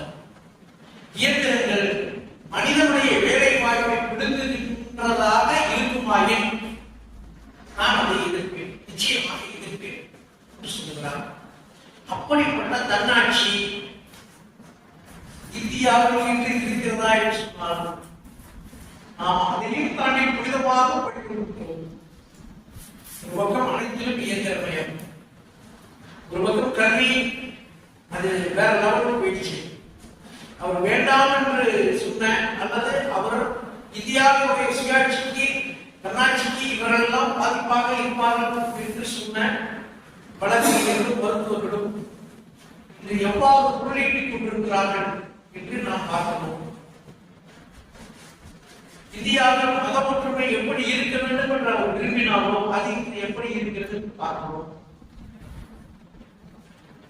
இந்தியாவில் இயற்கை இன்று எப்படியெல்லாம் மோசமாக சுற்றுச்சூழல் எல்லா விஷயமும் இருக்கிறது பார்க்கிறோம். இந்தியாவுடைய நீதிமன்றங்கள் எப்படி இருக்கிறது என்று பார்க்கிறோம். யார் நீதி அரசர்களாக இருக்கிறார்கள் என்பதே அரசு தான் தீர்மானிக்கிறது. இப்படி எல்லா விஷயங்களிலும் ஒரு தொலைநோக்கு பார்வையோடு இந்த ஒருவரினுடைய படைப்புதான். இந்த படைப்பில் நமக்கு ஏராளமான விமர்சனங்கள் இருக்கலாம், எதிர்கருத்துகள் இருக்கலாம். நம்மள சொன்ன முன்னாடி வேளாண் புத்தகத்தை கொடுத்த போது இந்த புத்தகத்தை போய் அப்படின்னு கேட்கலாமா நினைச்சேன். இந்த புத்தகத்தை படிச்சு முடிச்சவங்க தான் எனக்கு தெரிஞ்சு இப்படி ஒரு 2 ஆறு அப்படி ஒரு 2 ஆறு போது இதன் படி இன்னும் சொல்லாம சொல்லியிருக்கிறார். என்ன காரணம் சொன்னா அவர் சொன்னதை முழுமையாக ஏற்றுக்கொள்ளவும் நிராகரிக்கவும் உரிமை இருக்கு. அறிவியல் விஞ்ஞான தொழில்நுட்ப புரட்சி நாளுக்கு நாள் ஏற்பட்டு கொண்டே இருக்கு. ஒருவேளை நான் இருந்திருந்தால் செயற்கை நுண்ணறிவு பற்றி அவர் என்ன சொல்லியிருப்பாங்க தெரியாது. ஆனால் அதிலும் கூட ஒரு நேர்மையான பதிலைத்தான் அவர் சொல்லியிருப்பார் என்று நான் கருதுகிறேன். ஒட்டுமொத்தமாக நீங்கள் பார்க்கும் பொழுது அவர் இந்தியா என்கின்ற இந்த நாடு எது அடிப்படையாக இருக்கும் என்று கருதினாரோ அதையாவது நாம் அனைவரும் பாதுகாக்க வேண்டிய அவசியம் இருக்கிறோம் என்று நான் கருதுகிறேன். அதில் மிக முக்கியமானது மத ஒற்றுமை, மக்கள் ஒற்றுமை. அது தவிர்த்து நிச்சயமா நம்ம கையில இல்லை, எதுவுமே நம்ம கையில இல்லை. ஆனால் மக்கள் ஒற்றுமை என்கின்ற ஒரு மிகப்பெரிய விஷயத்தை அவர் கனவு கொண்டார். ஏன் எதற்காக நீங்க அவரை பற்றி நாம் நேசிக்கிறோம் என்று சொன்னால் அந்த மக்கள் ஒற்றுமையை அவர் எப்பாடுபட்டாவது நிறுத்த வேண்டும் என்பதற்காக காலங்களுக்கு நடந்தவர். நண்பர்களே, நவராணியினுடைய பாத யாத்திரையின் பொழுது அவர் சென்ற இடங்களில் எல்லாம் மத வெறியர்கள் மனித மனத்தை நடந்து போற பாதையில போட்டாங்க. சிறு கவலைப்படவில்லை, கிஞ்சிட்டு கவலையில்லை, ஒதுக்கிட்டு போயிட்டே இருந்தார். அவர் மனம் பண்ணுவதை பெரிய கோபமாக குற்றமாக ஒரு காலத்தில் நினைக்கிறேன். தன்னை பின்பற்றுபவர்கள் தன்னுடைய மனத்தை தானே அண்ட வேண்டும் என்று சொன்னவர். தங்களுடைய கழிவறைகளை நீங்களே சுத்தம் செய்யுங்கள் என்று சொன்னவர். இப்போது இருப்பவர்களை போல அல்ல. கழிவறையை சுத்தம் செய்வதற்கு யாராக இருக்க வேண்டும், அது ஒரு புண்ணியமான வேலை என்று சொல்பவர்கள் அல்ல. அப்படிப்பட்ட மகாத்மா இந்தியாவுக்கு வருவதற்கு முன்னாலே தான் நேசிக்கின்ற நாடு எப்படி இருக்க வேண்டும் என்று கனவு கொண்டாமோ அதில் ஒரு விஷயத்தையாவது நாம் எடுத்து வந்திருக்கக்கூடிய அனைவரும் மக்கள் ஒற்றுமைக்காக அன்றாடம் பாடுபடுபவர்கள் தான் என்றோம். யாரால்தான் சரி மக்கள் வேற்றுமையோடு இருக்க வேண்டும் என்று ஒரு காலத்தில் நினைத்தேன். பேராசிரியர் எழுத்தாளர்களாக ஐயா போன்றவர்களாக அந்த மத ஒற்றுமை தான் இன்றும் அவசியமாக தேவைப்படுகிறது. ஒவ்வொரு ஊரிலும் அந்த மத ஒற்றுமையை உருவாக்குவதற்கு அவர் பிறந்த இந்த நன்னாளில் நாம் அனைவரும் சமதம் என்பதுதான் அவர்கள் செய்யக்கூடிய மிகப்பெரிய அஞ்சலியாக சொல்லி இந்த வாய்ப்பை தந்த பேராசிரியர் சிப்பில் அவர்களுக்கும் இந்த புத்தகத்தை முன்மொழிந்த பேராசிரியர் விஜயராமணி ஐயா அவர்களுக்கும் காந்தி இயக்கத்திற்கும் மீண்டும் ஒரு முறை நிறைவு செய்கிறேன். நான் செஞ்ச ஒரு விஷயத்தை யார் எடுக்கணும்னு எதிர்பார்ப்பேன். நான் ஒரு ஆசிரியர், என்னுடைய ஆசிரியர் என்னுடைய பணியை ஏற்றுக்கணும். நான் செஞ்ச பணியை என்னுடைய மாணவர் மறுபடியும் உட்கார்ந்துருக்கேன், அவர் ஏற்றுக்கணும். காந்தி பண்ண இந்த இந்து சுவரார் நூலை அவருடைய குருநாதர் கோகலே பைத்தியக்காரர் ஒதுக்கி அவருடைய நேரடி சீடர் அரசியல்வாதி நேரு காந்திக்கு என்ன புத்தி பேதலிக்கின்றதா என்று சொன்னார். அப்பேற்பட்ட புத்தகம். இது ஒரே ஒரு செய்தி. இந்த புத்தகம் எழுதப்பட்ட சூழ்நிலை, எழுதப்பட்ட இடம், எழுதப்பட்ட காலம், இந்த மூணு ரொம்ப முக்கியம். எழுதப்பட்ட காலம் அவரே குறிப்பிட்டது போல 1909. அப்பெல்லாம் தென்னாப்பிரிக்காவில் இல்ல. எழுதப்பட்ட இடம் என்றால், எழுதப்பட்ட சூழ்நிலை என்றால், எழுதப்பட்ட சூழ்நிலை தான் மிக மிக முக்கியம். அவ்வளவு கோபத்தோடு காந்தி என்பவர் வாழ்நாளிலே 1909 தான் இங்கிலாந்து போறாரு. இந்தியா ஹவுஸ்ல இந்தியாவில் இருக்கிற தேசபக்தர்கள், தீவிரமான தேசபக்தர்கள், மதத்தின் வழி நாட்டை கட்டமைக்க நினைத்த மனிதர்களை சந்திக்கிறார் இந்தியா ஹவுஸ்ல. இந்த புத்தகம் எழுதுறது காரணமே அந்த 3 பேர் தான். ஒருத்தர் சாவர்கர், இன்னொருத்தர் ரமேஷ் ஐயர், இன்னொருத்தர் திருச்சியை சேர்ந்த TSS ராஜன். இந்த 3 பேரும் இந்த இந்தியா ஹவுஸ்ல இருக்காங்க. TSS ராஜன் மருத்துவம் படிக்க போனார். பின்னாடி ராஜாஜி அமைச்சரவையில சுகாதாரத்துறை அமைச்சராக இருந்தார். ஒண்ணு சாவர்கர் தெரியும், பவேஷ் ஐயர் தெரியும்.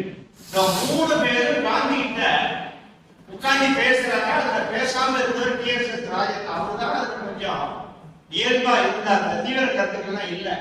ஆனா சாவர்கரும் பவேஷ் ஐயரும் தனி மனித கொலைகள் மூலம் ஆங்கிலேயர்களை விரட்டி நாம் சுதந்திரத்தை அடைய வேண்டும், கோடிக்கணக்கான மக்களை காப்பாற்ற வேண்டுமானால் லட்சக்கணக்கான பேரை பலி கொடுத்துதான் சுதந்திரம் வாங்கும் என்ற கருத்துடைய 2 பேரிடம் காந்தி வாதம் செய்து அவர்களுடைய மனதை மாற்ற முயன்று முடியாமல் போன ஆதங்கத்தின் விளைவாக ஒரு ஆசிரியரும் மாணவனுமாக இருந்து கேள்வி பதிலாக எழுதப்பட்ட இந்து சுவராஜின் நூல் தான் இது.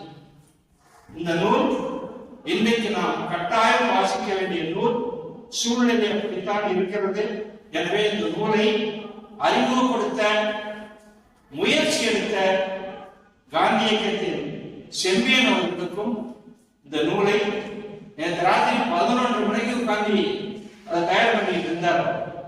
அந்த அருமையாக அதை நம்மிடையே இந்து சுவராஜ நூலை கொண்டு வந்து சேர்த்த